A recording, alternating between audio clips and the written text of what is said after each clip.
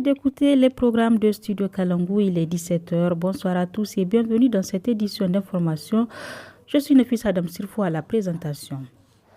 Célébration ce 10 décembre de la Journée mondiale des droits de l'homme. À cette occasion, les organisations de défense des droits de l'homme et de la démocratie, dans une déclaration ce matin, indiquent un progrès en matière des droits humains, mais que beaucoup reste à faire. À Kablewa, région de Difa, une avancée significative a également été constatée dans la défense des droits des femmes. On en parle dans ce journal. À l'occasion des 16 jours d'action contre les violences basées sur le genre qui prennent fin ce jour 10 décembre, nous irons à Dosso pour parler d'une activité récréative organisée par les étudiants de l'université de la région et c'est le magazine du jour.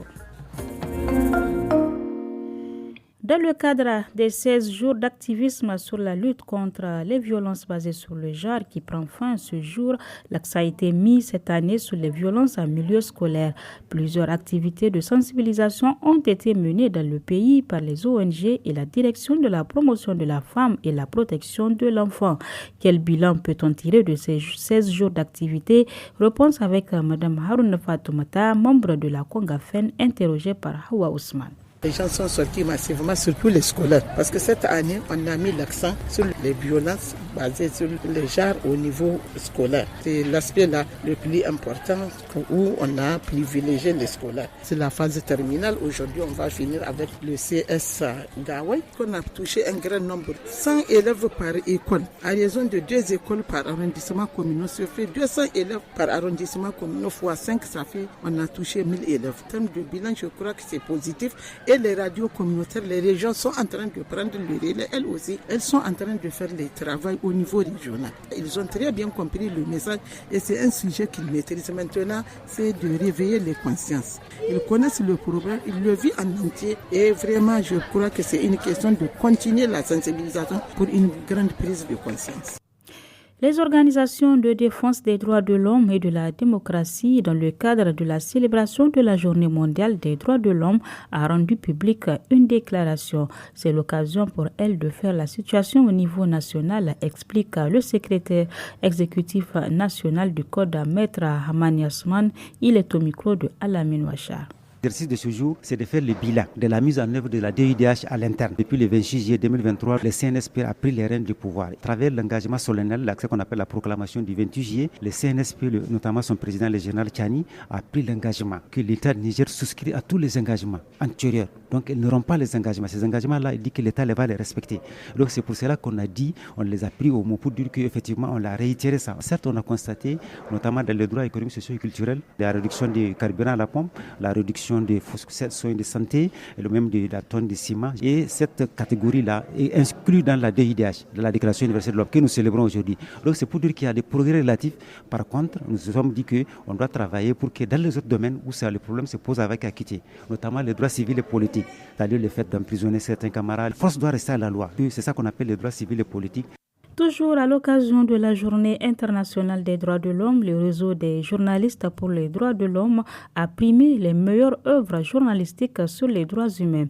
Cette 4e édition a récompensé 3 journalistes dans les catégories radio, vidéo et presse écrite. Madame Nafissa Badamassi, journaliste à la télévision nationale, remporte le premier prix dans la catégorie vidéo. Elle est au micro de Mariam Germokoy. Je viens de gagner le premier prix du concours organisé par le RJDH à l'occasion de la Journée internationale des droits de l'homme. Donc j'ai traité un sujet sur la situation scolaire des enfants des aides ménagères, communément appelées bonnes ou domestiques. Donc avec la rentrée scolaire au Niger, on voit que les enfants, pas mal des enfants partent à l'école, mais cette catégorie d'enfants malheureusement n'a pas eu cette chance d'aller à l'école, ce qui m'a motivé à traiter un tel sujet. C'est ma 2e participation et c'est la 2e fois que je gagne le concours du RJDH. Je suis très contente et je suis très contente de ce prix que je viens de gagner et cela me motive à m'engager davantage dans la lutte pour les droits de l'homme, notamment celui des enfants. À Kablewa, dans la région de Difa, une avancée significative a été constatée concernant notamment la défense des droits des femmes selon la relais communautaire Madame Ado Lewissa. Elle estime que c'est le fruit de nombreuses séances de sensibilisation menées par l'État et ses partenaires. Elle explique au micro de Abdoulaye Mena. Ici à Kablewa, il y a vraiment une grande évolution en ce qui concerne les droits des femmes. Il y a des sensibilisations et beaucoup d'autres activités. Ce n'est vraiment pas comme avant. Les femmes sont épanouies. Plusieurs formes de violence, dont le viol et autres, ont beaucoup diminué. Mais avant, il y en avait, puisque les gens n'étaient pas assez informés. Mais maintenant, beaucoup de projets opèrent dans ce sens. Et même celles qui vivent en retrait de la ville viennent pour des consultations prénatales. Alors qu'avant, même celles qui vivent en ville ne le font pas. Et en plus, maintenant, les femmes n'accouchent plus à la maison. Toutes se rendent à la maternité. Et pour ce qui est des partages d'héritage, les femmes sont aussi prises en compte. Chacune reçoit son droit équitablement, sans aucune violence ni violation. Parlons santé. La case de santé de Sonsani, dans la commune de Kourtaï, située dans la région de Tillabéri, a une insuffisance d'agents pour prendre en charge les patients. Selon la responsable de la structure de santé, Mme Soumana Hadizatou, cette situation nuit au bon déroulement de leur activité. Plus de précisions au micro de notre reporter à Omar Hama. Ce centre de santé intégré a été créé en 2003. On a un seul médecin, plus un bénévole qui a été amené par une ONG avant d'être recruté. Je suis la seule présente en tant que contractuelle. L'agent de case de service, c'est lui qui s'occupe de tout. Les soins s'il y a un malade, les femmes enceintes qui viennent accoucher. S'il y a une urgence, on laisse tout pour aller s'en occuper. Surtout si c'est un accouchement. C'est après qu'on viendra prendre en charge les malades. Donc une seule paire de mains ne peut s'occuper de tout. Pour tous les malades qui seront présents, c'est un seul agent qui s'en occupera. Pour un agent en brousse, c'est difficile de faire ce travail jour et nuit. Il y a des fois, on peut faire des nuits blanches. Qu'on réfléchit pour voir comment on peut revoir nos droits et nous venir en aide.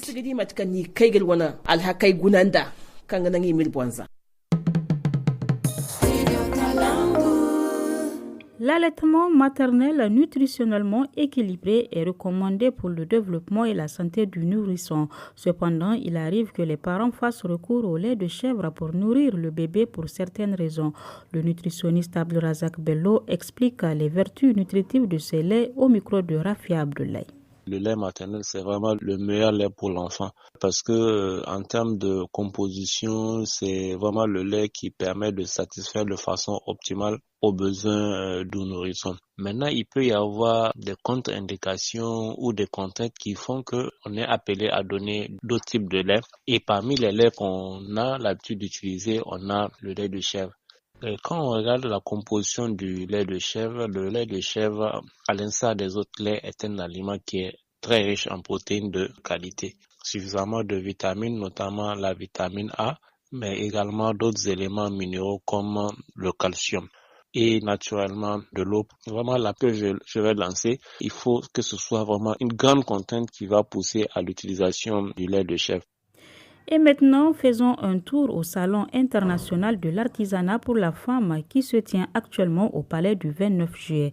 Depuis son lancement le vendredi passé, les stands ne désemplissent pas. Notre reporter Sandak Nakakale a fait un tour pour s'inquiéter de l'ambiance sur place. Suivez son reportage.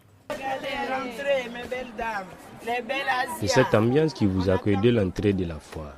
Des stands de divers articles et produits décorent les allées. Ici, c'est plutôt le vestimentaire qui saute à l'œil. Les belles Asias, on attend que vous. Il y a des jolis beaux. Je suis dans le pagne Kente, le Kente du Togo. C'est utilisé sur la côte ouest, que ce soit au Ghana, au Bénin, au Nigeria. Alors, c'est des pagnes tissés avec du coton pur. Et il y a de différentes couleurs. Et ce qui est bien, c'est comme le was. Alors, dans le Kente aussi, il y a le grand et le petit et le moyen. En face, Hadiza Amadou propose des vêtements et accessoires locaux. Nous avons apporté des tenues Touareg à vendre. Certaines personnes trouvent que c'est cher. Par contre, ceux qui connaissent leur valeur achètent. Ces deux jeunes, après avoir fait le tour des stands, se décident finalement à mettre la main à la poche. Il y a beaucoup d'articles, surtout traditionnels. Pour nous, les déracinés, je peux dire que c'est l'opportunité pour nous de découvrir nos cultures, la culture des autres pays. J'ai acheté un bracelet, le prix est abordable. Je suis venue visiter avec mes amis. Il y a tellement de stands différents qui proposent une grande majorité de feuilles pour la femme, aussi du parfum, et plein de trucs intéressants. J'ai acheté des collants. Je pense que c'est un peu cher quand même. Les visiteurs, ce n'est pas ce qui manque à cette exposition. Néanmoins, leur avis reste unanime sur la qualité des produits, mais partagé à propos des prix. À présent, direction Matamei dans le département de Kanché pour parler de la pratique de la boule, en l'occurrence la pétanque. Après une journée de travail, les amateurs de ce sport s'offrent un temps de répit bien mérité. Toutes les catégories d'âge s'y intéressent selon El Haj Aminou Ali, président du club de pétanque de Matamei. Il encourage la population à rejoindre le club. Il est au micro de Hassoumi Grouza. Cette discipline sportive qu'est la pétanque est pratiquée par des joueurs de toutes les générations, hommes comme femmes. Il y a des adultes, des jeunes, des enfants. Nous partons souvent à Niamey et à Agadez pour ces jeux. Et là-bas, nous rencontrons des filles et des enfants, dont certains ne dépassent pas 10 à 12 ans, qui font ce jeu de pétanque. C'est un jeu ouvert à tout le monde. Nous souhaitons également, ici chez nous à Matamei, que tous ceux qui veulent faire ce jeu nous rejoignent. Ils sont les bienvenus. Nous espérons avoir toujours des personnes qualifiées pour d'éventuelles compétitions.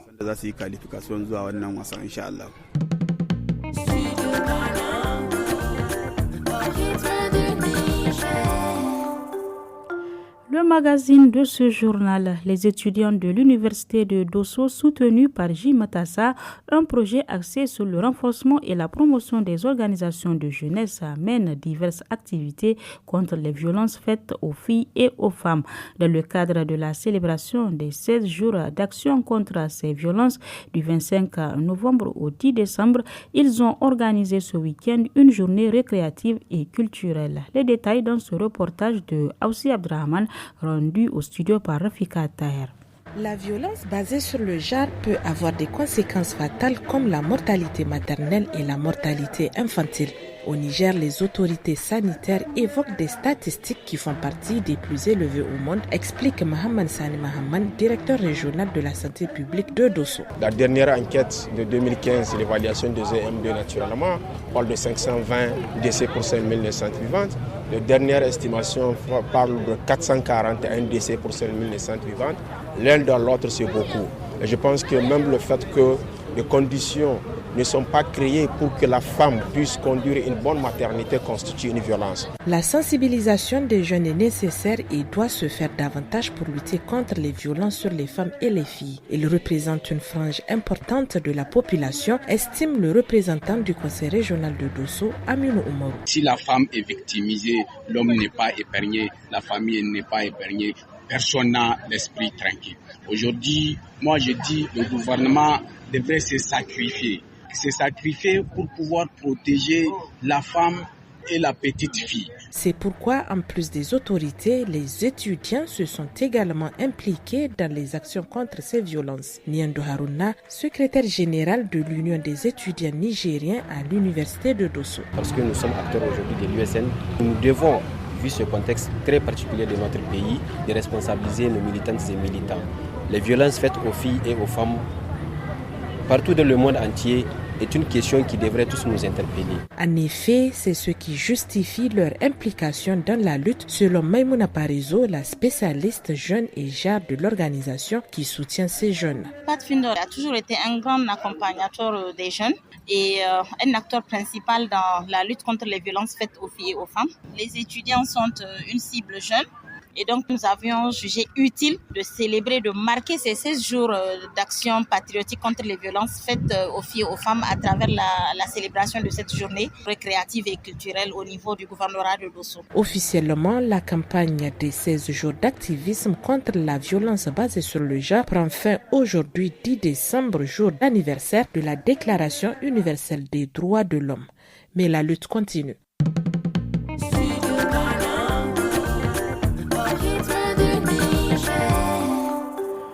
Et c'est la fin de ce journal. Merci de votre attention. Restez avec nous pour la suite de nos programmes.